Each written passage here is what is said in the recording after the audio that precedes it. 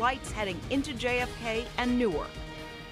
But not one of those threats turned out to be credible. All right, the first threat targeted an Air France flight heading into JFK. Lisa Evers obtaining this exclusive video of bomb-sniffing dogs going through passenger luggage on the tarmac shortly after the plane landed. Authorities think whoever was behind the threats was trying to disrupt travel here in the New York area. Fox 5's Arthur Chen following the developments. He's at Kennedy now. Arthur. Steve, Derry, this began with a series of anonymous threats that were phoned in this morning, and while authorities say they believe it came from one source and that it was a hoax, they had to take it seriously, which made an already busy travel day all the more complicated. The first sign of trouble, an Air France flight out of Paris. Fighter jets were scrambled to escort it in for an emergency landing at JFK.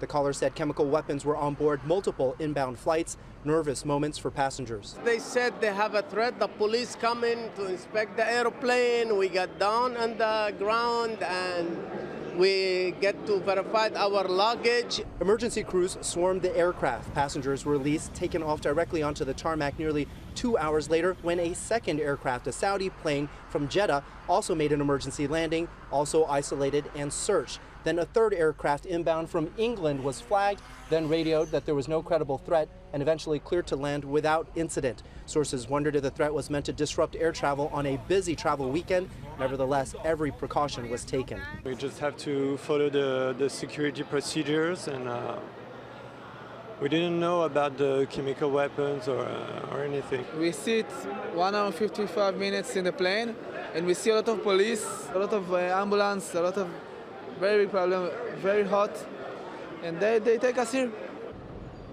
Just a short time ago, the FBI releasing a statement confirming that no hazards and no incident came as a result of all these calls that were made. Right now, they're going to turn their attention probably to the person who made those calls. We're live at JFK Airport. Arthur Chen, Fox 5 News. Steve, Derry, back to you guys. Arthur, thank you. And at least one of the threatened planes went to Newark Airport, where it was met by federal agents. Jennifer Lammers continues our team coverage tonight. Jen, what do you know?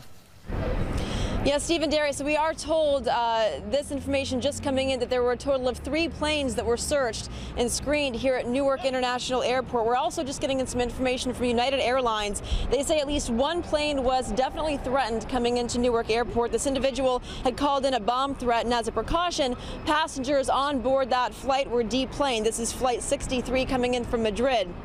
The plane right now, we're told, is undergoing an inspection. We did actually see about a dozen police and emergency services had been surrounding that plane, screening it. This is at International Terminal C, but you know, this is happening on Memorial Day weekend, one of the busiest travel weekends of the year. So as you can imagine, passengers were traveled pretty quickly. This was happening here at the airport.